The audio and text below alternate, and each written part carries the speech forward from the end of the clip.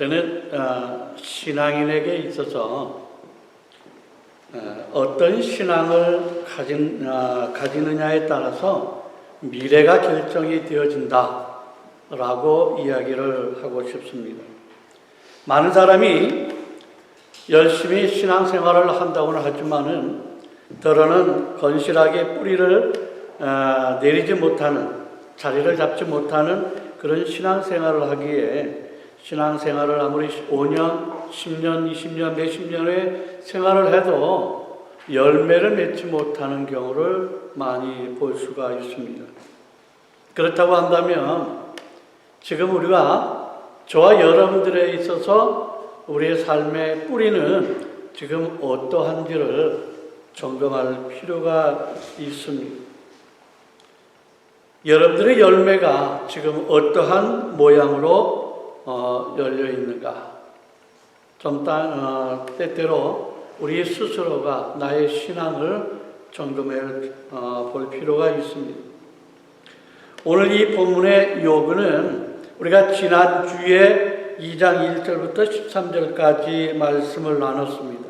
그래서 이 빈부나 지위의 높고 낮음과 같은 세상의 기준에 의해서 사람을 평가하거나 차별 대우하지 말 것을 교훈을 했습니다. 이제 오늘은 이 성도의 이 실천적인 신앙을 주제로 하는 이 본서의 핵심이라고 할 수 있는 믿음의 행함의 문제를 이야기를 하고 있다고 하는 겁니다. 이것 또한 믿음의 이 행함의 문제를 교리적인 측면에서 아주 자세하게 설명을 하고 있습니다. 다시 말해서 야고보는 행함이 없는 믿음은 죽은 믿음으로서 자기를 구원하는 데 있어서는 유효하지 않다라고 이야기를 하고 있는 겁니다. 그렇다고 한다면 우리가 본문으로 들어가기에 앞서서 우리가 알고 있는 이 진리, 믿음으로 구원을 얻는다라고 하는 이 사실에 대해서 우리가 다시 한번 점검할 필요가 있습니다.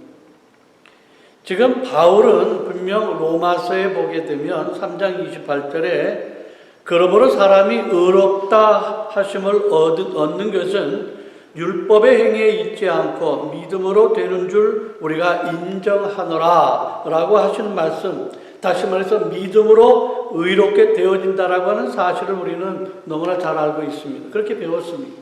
믿음으로 구원을 얻는다.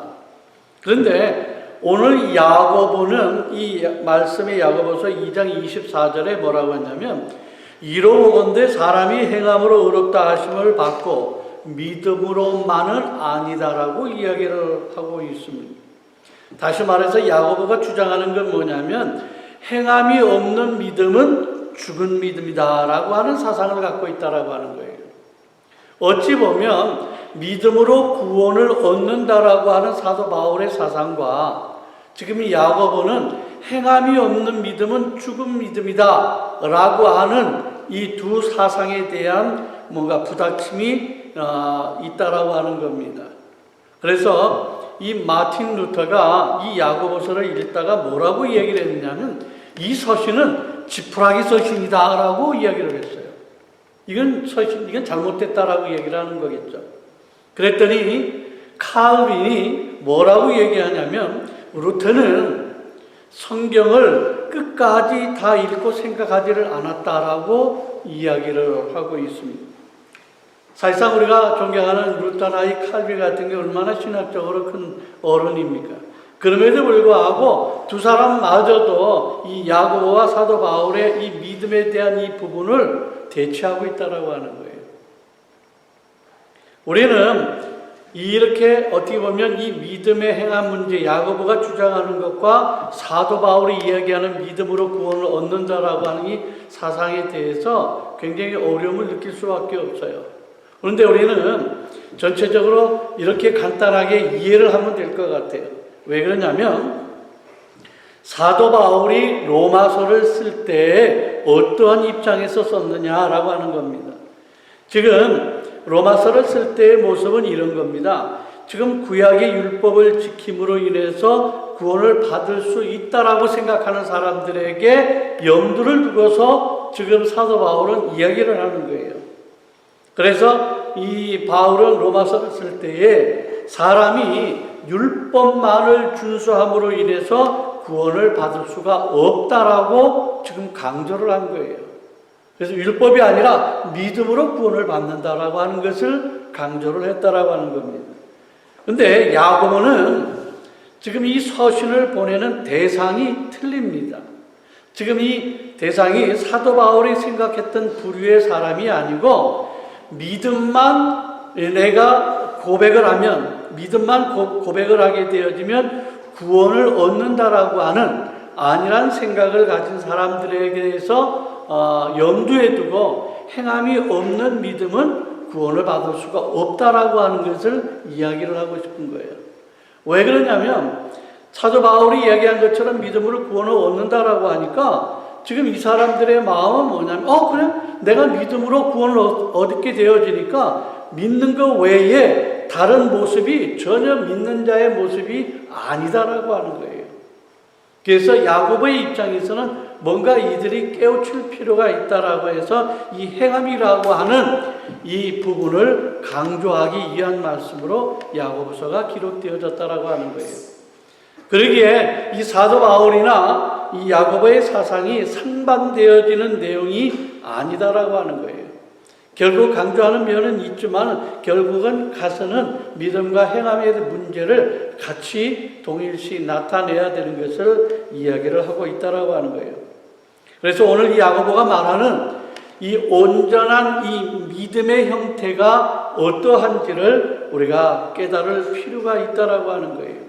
그래서 이 야고보가 설명하는 이 말씀을 들으면서 우리의 생활 속에, 우리의 신앙의 삶 속에 도전을 받는 이 아름다운 시간이 되었으면 하는 겁니다. 오늘 이 본문의 가운데에 야고보가 이 믿음에 대해서 먼저 이야기를 하고 있는데 이 야고보가 믿음에 대해서 크게 세 가지의 형태를 이야기를 합니다. 첫 번째는 어떤 믿음이냐면 죽은 믿음을 설명을 합니다. 두 번째는 귀신의 믿음을 이야기를 합니다. 그 다음에 세 번째는 온전한 믿음으로 구분을 하고 있다라고 하는 겁니다. 그래서 여기에 나타난 이 말씀을 하나하나 그 믿음을 우리가 살펴보면서 진정한 믿음의 모습을 우리가 찾기를 원합니다. 첫째로 죽은 믿음을 설명을 합니다. 본문 24절을 보면 이렇게 말씀합니다. 내 형제들아, 만일 사람이 믿음이 있노라 하고 행함이 없으면 무슨 유익이 있으리요? 그 믿음이 능히 자기를 구원하겠느냐라고 말씀을 합니다.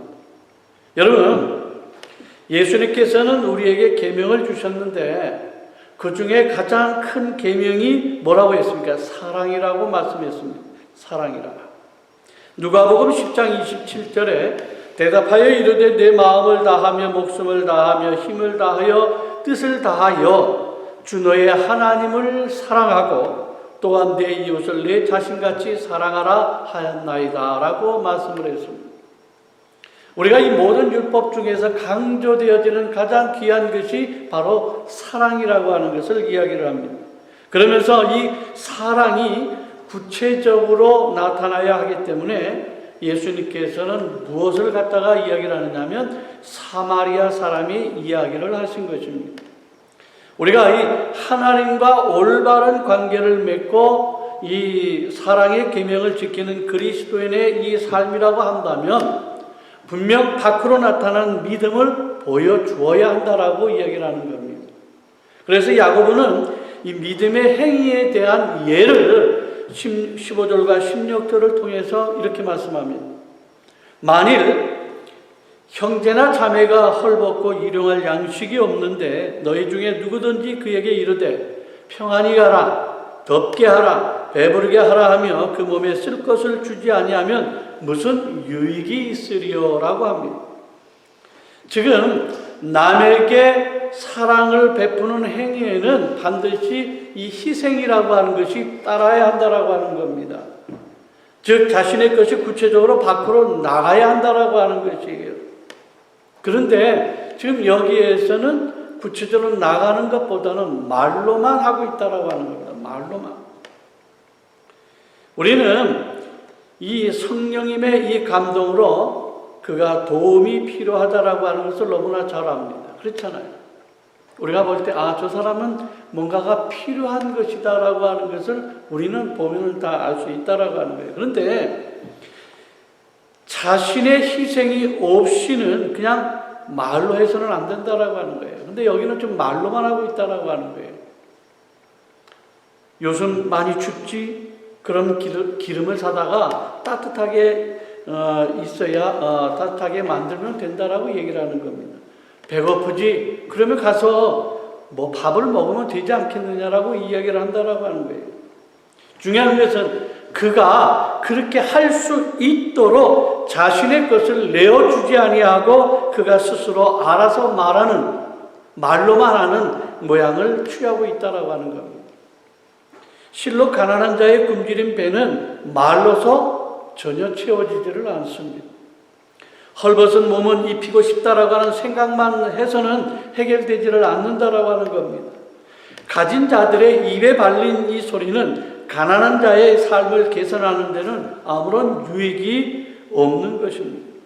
그래서 사도 요한은 요한일서 3장 17절과 18절에 이렇게 말씀합니다. 누가 이 세상의 재물을 가지고 형제의 궁핍함을 보고도 도와줄 마음을 닫으면 하나님의 사랑이 어찌 그 속에 거하겠느냐. 자녀들아, 우리가 말과 혀로만 사랑하지 말고 행함과 진실함으로 하자라고 말씀을 하고 있는 겁니다. 우리가 그리스도인으로서 먼저 같은 형제인 그리스도인에게 깊은 애정과 관심이 있다고 한다면 하나님을 향한 우리의 믿음의 진위를 점검할 필요가 있다라고 하는 것입니다. 우리가 사망에서 생명으로 옮겨진 이 죄인이었던 우리가 하나님의 자녀가 되어진 증거는 형제를 사랑하는 데 있다라고 하는 것이죠. 우리는 주의 보혈로 구원을 받아 새로운 피조물이 되어지는 순간에 우리와 같이 하나님을 아버지라 부르는 형제가 있음을 우리는 자각해야 한다라고 하는 거예요. 나 혼자만이 아니다라고 하는 거예요. 그 형제를 향한 그 애정이 바로 우리가 하나님의 이 가족의 일원임을 알려주고 있다라고 하는 거예요. 사랑하는 성도 여러분, 이 죽은 믿음이라고 하는 것은 한마디로 정리하자면 우리 주위에 참으로 도움이 필요한 이웃에게 있어서 성령께서 감동하여 주셨음에도 불구하고 그 사람 돕기를 거절한다고 한다면 이런 믿음이 바로 죽은 믿음이라고 이야기를 하는 겁니다. 행위를 동반하지 못하는 믿음은 비록 이 겉모습은 이 바르게 보일지 몰라도 그 실체나 뿌리가 죽고 열매가 없는 나무처럼 이미 죽은 믿음이라고 하는 것입니다. 마가복음 11장 14절에 열매가 맺지 못하는 나무가 그리스도의 저주를 받았듯이 행함이 없는 믿음도 결국은 심판을 받을 수밖에 없다라고 하는 것을 이야기를 합니다. 두 번째, 어떤 믿음이냐면 귀신의 믿음을 있습니다. 오늘 본문 28절과 19절에 이렇게 말씀합니다. 어떤 사람은 말하기를 너는 믿음이 있고 나는 행함이 있으니 행함이 없는 내 믿음을 내게 보이라. 나는 행함으로 내 믿음을 내게 보이리라 하리라. 내가 하나님은 한 분이신 줄을 믿느냐? 잘하는도다. 귀신들도 믿고 떠느니라 라고 이야기를 합니다. 지금 여러분들에게 이렇게 말씀을 보면서 한 가지 질문을 이렇게 하고 싶어요. 귀신에게도 믿음이 있는가 없는가? 여러분 어떻게 생각합니까? 귀신에게도 믿음이 있습니까 없습니까? 네. 뭐 성경 보신다 아래만 보신다 그래서 대답이 나올 것은 아닌 것 같고 귀신에게도 믿음이 있습니까 없습니까?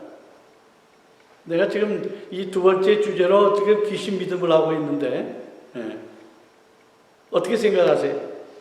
자, 성경은 뭐라고 얘기하느냐면 귀신에게도 믿음이 있다라고 말하고 있어요. 믿음이 있다라고 얘기를 합니다. 그것이 오늘 바로 전에 봉독했던 18절과 19절의 말씀입니다. 그러면 귀신은 어떠한 믿음이냐라고 하는 거예요. 귀신은 어떠한 믿음을 가지고 있느냐. 귀신은 지금 하나님은 참되시고 살아계신 유일하신 것을 믿는다라고 하는 것입니다. 이런 거 보면 적어도 귀신은 무신론자보다는 훨씬 똑똑하다라고 하는 거예요. 그렇잖아요. 하나님이 없다라고 하는 무신론자보다는 그래도 귀신은 하나님 참되신 하나님이 계시다라고 하는 것을 믿는다라고 하는 거예요. 안다라고 하는 겁니다. 또 귀신은 하나님의 아들이심을 예수님이 하나님의 아들이심을 믿었어요. 어떻게 얘기하냐면 마가복음 3장 11절에 이렇게 말씀하고 있습니다.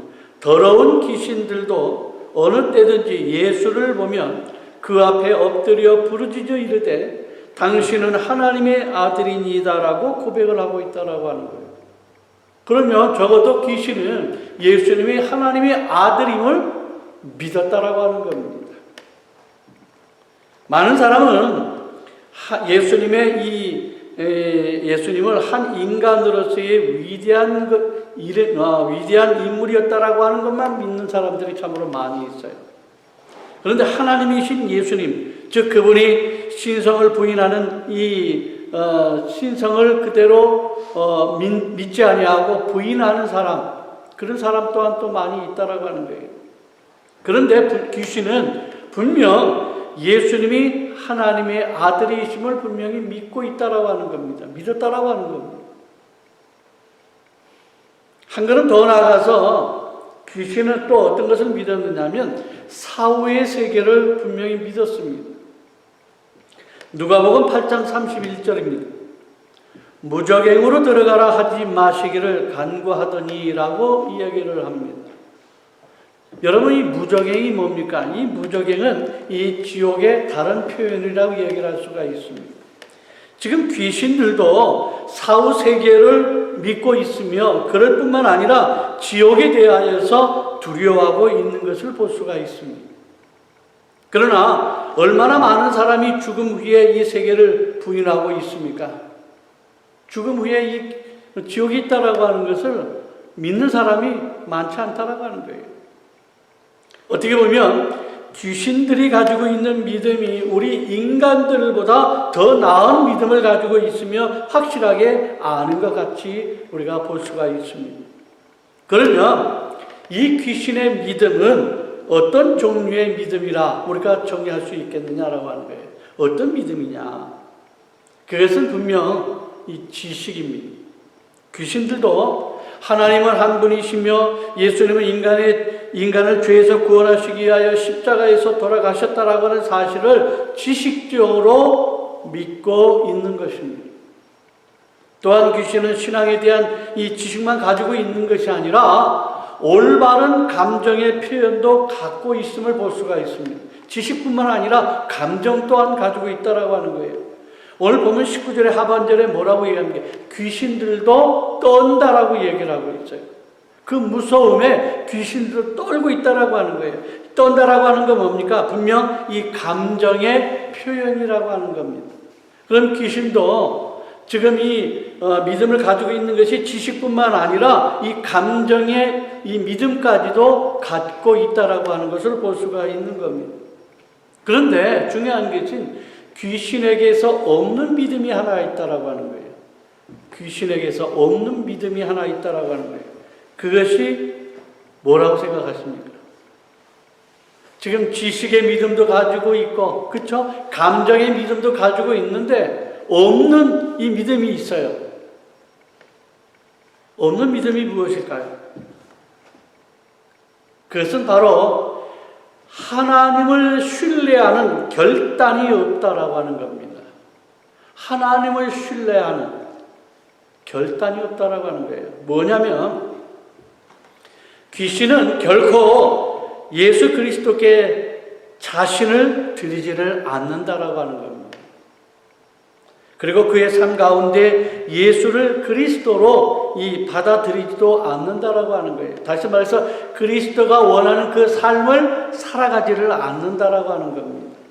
단지 그는 지식으로만, 감정으로만 그치는 믿음을 갖고 있다라고 하는 겁니다. 올바른 신앙이라고 하는 것은 뭐냐? 온전한 신앙이라고 하는 것은 뭐냐면 지식과 감정과 더불어서 또 하나를 첨가해야 되는데 그것은 바로 전인적인 이 의지의 신앙이 있어야 된다라고 하는 거예요. 의지의 신앙.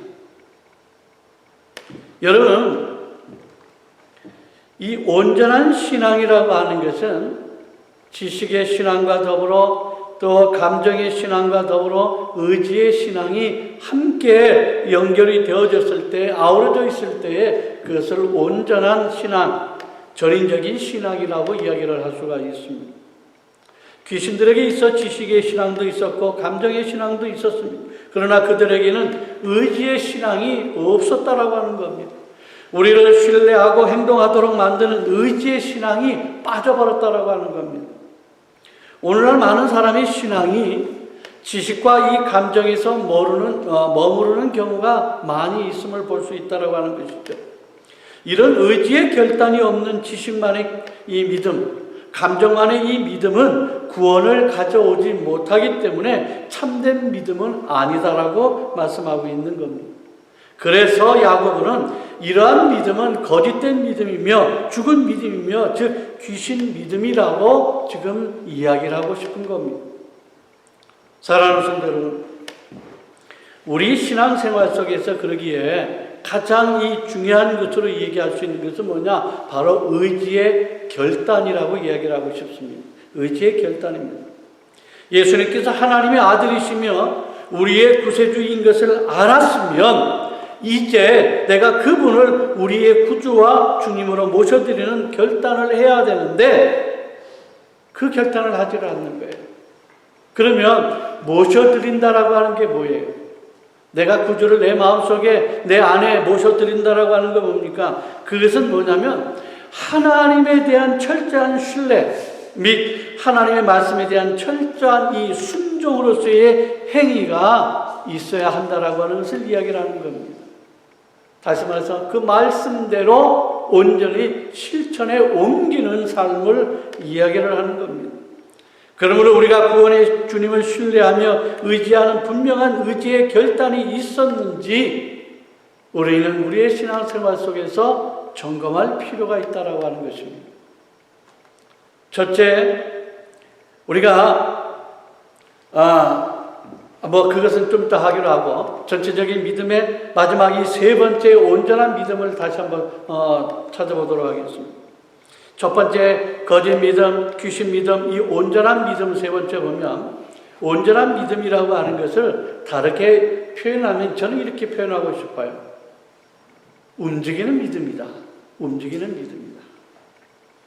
이 믿음이 우리를 구원하는 믿음이며 우리가 소망하며 다가가야 할 믿음이라고 하는 것입니다. 야곱은 이 온전한 믿음의 예를 들었습니다. 누구를 듣냐면 아브라함과 기생 라합을 이야기를 하고 있습니다. 먼저 21절을 보면 우리 조상 아브라함이 그 아들 이삭을 제단에 바칠 때에 행함으로 어렵다 하심을 받은 것이 아니냐라고 말씀을 하고 있습니다. 지금 하나님께서 아브라함을 이끌고 밖으로 나가 하늘을 보면서 말씀을 하셨습니다.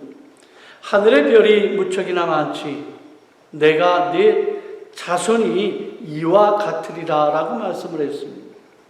이 말씀을 아브라함은 믿었고 여호와께서는 이를 그의 의로 여기셨다라고 말씀을 했습니다.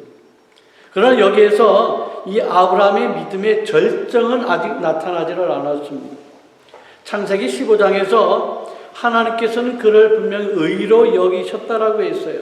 그러나 아브라함의 믿음의 절정은 어디서 나타나냐면 창세기 22장에 가서 나타나는 것을 볼 수가 있어요. 어떤 장면이냐면 아브라함이 자기 아들 이삭을 바치는 이 모리아 산상에서 있었던 것이다 라고 하는 것이죠. 아브라함은 하나님의 계획과 그의 주권이 자신을 선하게 하심을 굳게 믿었습니다. 그래서 하나님께서는 그를 의로 여기셨다라고 했습니다. 그러나 그 의로 여기신 믿음을 시험을 하시는 겁니다. 왜냐하면 아브라함아 내 독자 이삭을 바치라라고 하는 겁니다. 그러나 귀하게 주신 아들을 바치라고 하는 하나님의 의도를 아브라함은 잘 이해하지를 못했지만 신실하신 하나님을 믿었다라고 하는 겁니다. 한번 여러분 생각해 보세요. 아브라함의 입장에서 분명히 하나님이 자기에게 하늘의 별과 같이 수많은 자손을 주시겠다라고 했어요. 그러면 아브라함에게 있어서의 자손은 지금 이삭밖에 없거든요. 근데 하나님께서 이삭을 바치라고 하면, 데려가신다고 한다면, 나는 이미 100살을 넘었고, 그러면 내 자손이 없을 텐데 어떻게 하나님께서 이삭을 바치라라고 누구든지 의심할 필요가 있다라고 하는 거예요. 그 부분에 있어서는 아브라함은 이해하지를 못했지만 믿었다라고 하는 거예요. 그래서 모리아 산상에서 자기의 아들을 바쳤습니다. 이의를 달지 않았어요. 이해는 하지 못했지만 하나님 앞에 거부하지를 않았고 이의를 달지를 않았어요. 그냥 모리아 산상에 자기 아들 이삭을 바쳤습니다. 그래서 본문 23절에 보면 의로 여기셨다는 말씀이 이루어졌다라고 하는 겁니다. 다시 말해서 이처럼 그가 하나님의 말씀을 믿었던 그 믿음이 그의 행함을 통해서, 바치는 그 사건을 통해서 그의 믿음이 온전하게 이루어졌다라고 하는 것을 말씀하고 있는 겁니다. 그래서 아브라함은 하나님의 벗이라고 하는 영광스러운 칭호를 얻었다라고 하는 겁니다. 하나님의 벗. 결국 행함이 있어야 믿음이 온전케 된다라고 하는 말씀을 하는 것은 아니에요. 행하지 않은 행함을 먼저 강조하는 것은 아니다라고 하는 거예요. 중요한 건 뭐냐면 이 말씀을 통해서 온전한 믿음의 뿌리라고 한다면 행함의 아름다운 열매가 맺혀져야 하는 것을 야고보가 이야기를 하는 겁니다.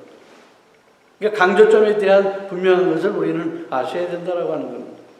다음은 기생 라합의 예를 들고 있습니다. 25절에 보면 또 이와 같이 기생 라합이 사자들을 접대하여 다른 길로 나가게 할 때에 행함으로 의롭다 하심을 받은 것이 아니냐라고 말씀을 하고 있습니다. 라합은 어떤 여인이었습니까? 가나안 여인으로 이방인이었습니다. 이방인들은 유대인들의 생각을 봤을 때는 어떻게 생각하는 지옥의 땔감이라고 표현을 한 적도 있습니다. 게다가 라합은 여자이면서도 천한 직업을 가지고 있는 여성이었습니다. 유대인들은 아브라함의 순수 혈통을 타고나지 않은 자들은 모두 하나님의 사랑과 구원에서 제외되어졌다라고 생각을 하고 다른 모든 이들을 몹시 경계하고 경멸을 했다라고 하는 겁니다.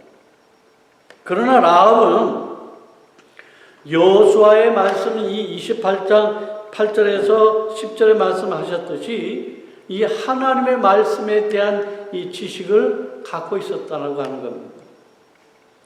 또 그들이 눕기 전에 라합이 지붕에 올라가서 그들에게 이르러 말하되 여호와께서 이 땅을 너희에게 주신 줄을 내가 아노라. 우리가 너희를 심히 두려워하고 이 땅 주민들이 다 너희 앞에서 간담이 녹나니 이는 너희가 애굽에서 나올 때에 여호와께서 너희 앞에서 홍해 물을 마르게 하신 일과 너희가 요단 저쪽에 있는 아모리 사람의 두 왕 시온과 옥에게 행한 일을 곧 그들을 전멸시킨 일을 우리가 들었음이라라고 이야기를 합니다.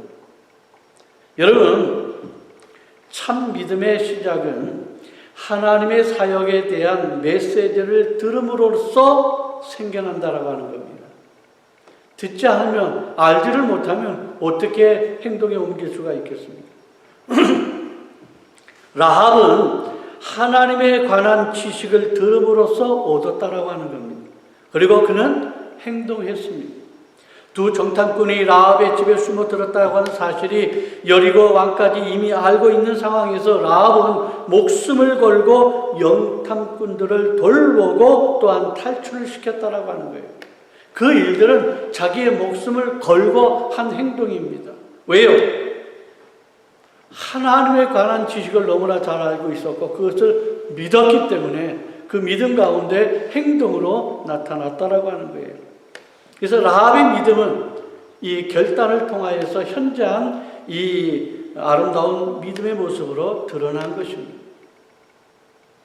아브라함과 라합 이 두 사람은 너무나 다른 환경에 서 있습니다. 아브라함은 경건한 사람이었고 라합은 이 타락한 삶을 사는 기생입니다.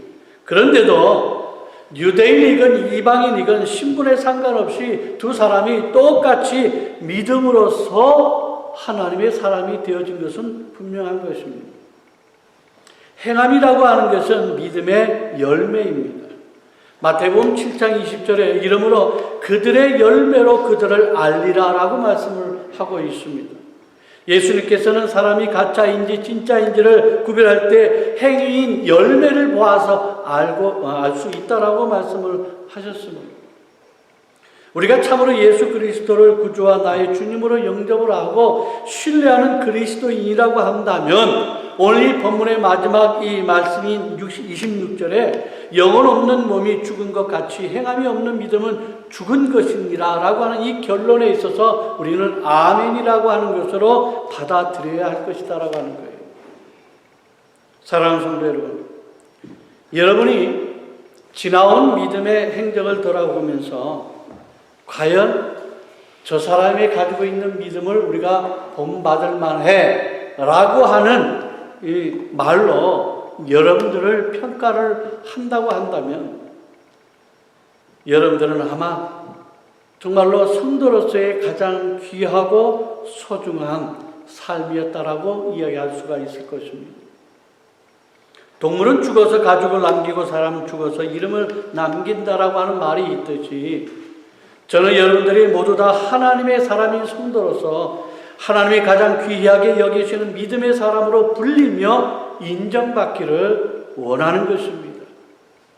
여러분들의 사람이 많은 사람들에게 어떻게 보면 경멸의 대상이 아니라 오히려 여러분들의 모습을 통해서 여러분들과 같이 따라하기를 원하는 정말로 믿음으로 나타나는 행위의 아름다운 열매를 그 귀하게 맺는 귀한 복된 삶이 되어져서 정말로 많은 사람들에게 아름다운 영향을 끼치는 믿음의 아름다운 사람이 되어지기를 원하는 것입니다. 아브라함이 의롭다 인정하심을 받고 모든 믿는 자의 조상이 될 수 있었던 그 믿음, 즉 순종함이 있었고 행함이 있고 헌신이 있었던 그 믿음을 본받기를 원하는 것입니다. 그래서 그 믿음이 온전한 믿음, 정말로 아름다운 믿음이라고 칭하는 그 아름다움을 여러분들이 다 소유하시기를 원하는 겁니다. 오늘 이 야고보가서가 하는 것은 이 믿음이라고 하는 이 부분에 신앙인이라고 하면서 5년, 10년, 20년, 30년 긴 세월을 가지고 있지만 열매를 맺지 못하는 사람들이 너무나 많이 있다라고 하는 거예요. 수십 년을 정말로 오랫동안 하나님을 알았음에도 불구하고 왜 그 사람을 통해서 아름다운 믿음의 열매를 보지를 못할까? 야고보가 염려했던 것은 무엇이냐? 그 사람들은 행함이 없었기 때문에, 실천하는 삶이 없었기 때문에 그럴 수밖에 없었다라고 하는 것을 이야기를 하고 싶은 겁니다. 우리도 정말 이러한 온전한 믿음을 소유하기 위해서는 우리의 삶이 하나님의 사람으로서 정말 말씀에 우리에게 주신 그 말씀을 바로 온전히 순종하고 우리의 생활 속에 온전히 드러나기를 원한다라고 하는 것입니다. 그러기에 여러분들의 삶의 믿음이 많은 사람들에게 인정을 받고 주님 앞에 온전히 영광을 돌릴 수 있는 복되고 아름다운 믿음을 소유하시는 귀한 여러분들의 아름다운 삶이 되어지시기를 주 예수 그리스도 이름으로 간절히 축원을 드립니다. 아멘. 기도하겠습니다. 오 아버지 하나님, 은혜와 사랑을 감사를 드립니다.